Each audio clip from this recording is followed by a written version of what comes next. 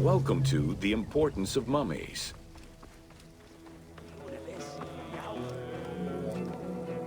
The first hieroglyph for embalmer appeared in pyramid texts of the Old Kingdom. It is likely that embalming was a trade that progressed alongside the evolution of ancient Egyptian funeral practices. While we still know nothing of how embalming came to be a profession, we do know that embalmers had a hierarchy, and that each embalmer specialized in a specific phase of the mummification process.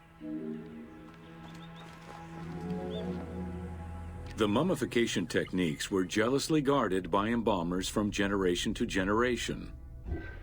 Despite their efforts, Herodotus and Diodorus discovered their methods in late antiquity, but historians were skeptical about the validity of the texts. It remained a mystery until two teams of modern medical legal scientists confirmed the process in 1994 and again in 2011. The Uabet, meaning the pure place, was where the embalmers mummified the bodies of the deceased. Until the end of the Middle Kingdom, it was located in tents at the edges of the city due to the smell of decomposition. In the New Kingdom, however, the Uabet was located within the city limits, though still in open-air spaces. In the same way that the practices and techniques of mummification evolved, so possibly did consideration towards embalmers within ancient Egyptian society. The pharaoh had access to the most elaborate of mummification rituals. The richer citizens of Egypt also enjoyed complex embalming options, though none of them allowed for the removal of the brain or viscera. After purifying the body, embalmers injected a liquid through the rectum, sealed it, and allowed the mixture to settle. They then plunged the body into natron for up to 40 days. Once the body was dried, the seal was removed, and the entrails flowed out with the injected liquid, leaving the skin and bones of the deceased to be wrapped in linen and returned to the family for burial. The least costly embalming option was for the embalmers to simply inject a product called surmaya and immerse the body in the natron for up to 40 days before handing it over to the family.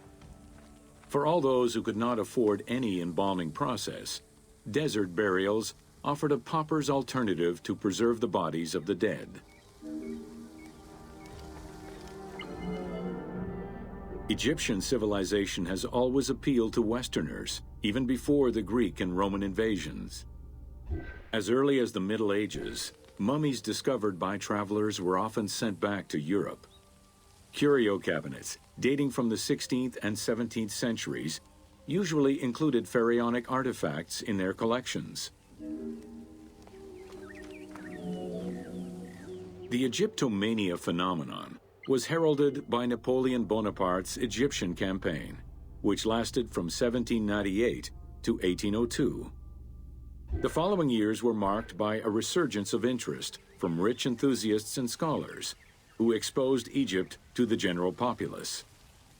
Many research societies focusing on Egyptology were founded during those years. By 1868, mass tourism began in Egypt under the aegis of the Cook Agency. The rich would indulge in leisure trips to Egypt and bring back mummies. Upon their return, they would organize evenings that consisted of unpacking mummies and removing strips of linen and amulets layer by layer. These were considered the shining cultural events of the season. The Egyptian collections of many a museum were founded as a consequence of this mass pillaging.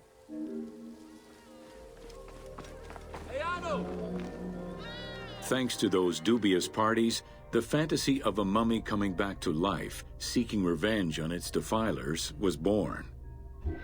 The mummy malediction myth has remained steady in popular culture ever since, particularly in written media and cinema.